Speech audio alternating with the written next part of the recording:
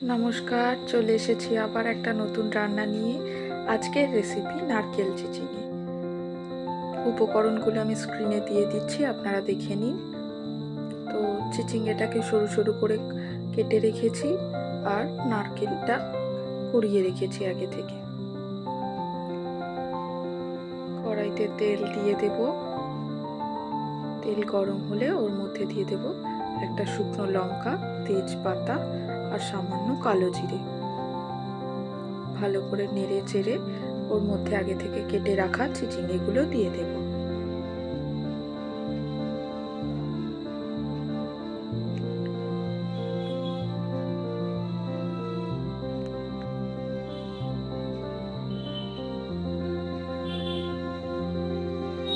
অল্প হলুদ দিয়ে চিচিঙ্গাটাকে একটু ভাজা ভাজা করে নেব।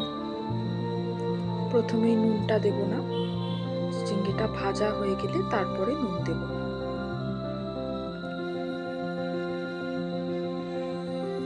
হাই ফ্লেমে চাপা দিয়ে দিয়ে চিচিঙ্গাটাকে ভাজা আর সেদ্ধ দুটো একসাথে করে নেব। এর মধ্যে আগে থেকে কুচিয়ে রাখা একটা পেঁয়াজ দেব। এবার নুনটা দিয়ে দেব।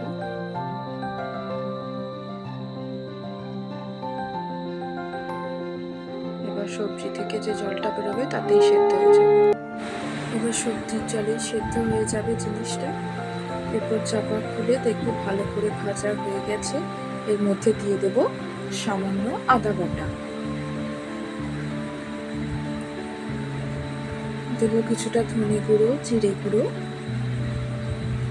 হলুদ গুঁড়ো, লঙ্কা গুঁড়ো আর পরিমাণ মতো নুন দেব। আর রান্নাটা যেহেতু একটু মিষ্টি মিষ্টি হবে, আপনারা একটু চিনি দেবেন। আর এরপর দিয়ে দেব নারকেলটা, দিয়ে ভালো করে মিশিয়ে নেব সব একসাথে।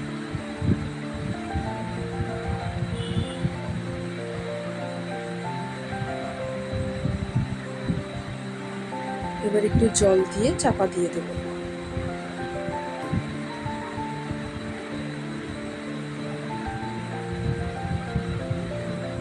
জলটা বেশি দেবেন না, সামান্য দিতেও দেবেন।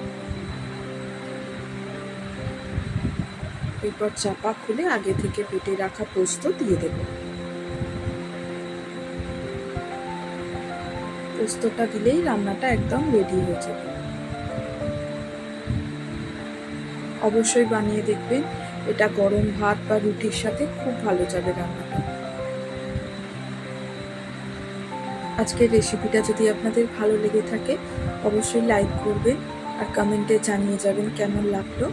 আমার চ্যানেলটাকে সাবস্ক্রাইব করে পাশে থাকবেন।